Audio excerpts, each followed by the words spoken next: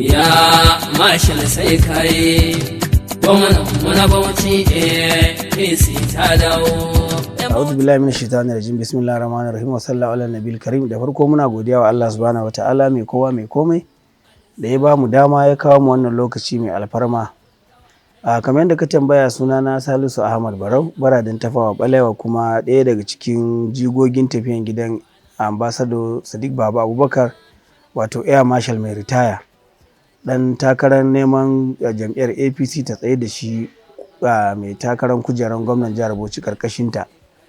Wannan shine takaitaccen bayani a kaina. Kai sabon gwamnan yan Bauchi, wai zo mai al'umma, mai maza kuma mai mata. To alhamdulillah, makasudi ko kuma kudurorinsa akan wannan jiha tamu suna da yawa, amma zan yi kokari wajen ganin na takaita tun da lokacin kwararre ne domin al'umman jihar Bauchi su fahimci wane ne ma shi kansa shi Ambassador Sadiq Baba Abubakar. Da farko dai shi Sadiq Baba Abubakar a faifan jihar Bauchi ne.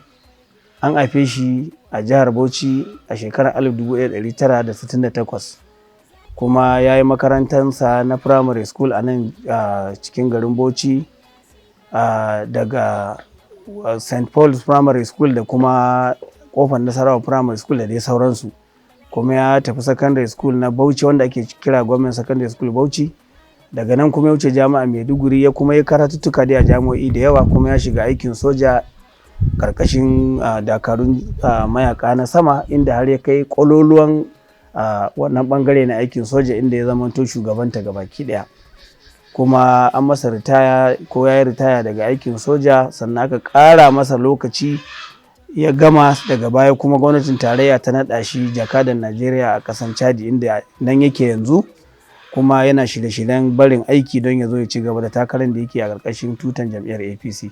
Wannan shine ɗan takararmu a takaice, Sadiq Baba Abubakar. Bauchi sabuwa APC muna maraba, mu Sadiq iya washe na gwamna za mu zaɓa, shi muke kira Bauchi ba za mu ɗaugara.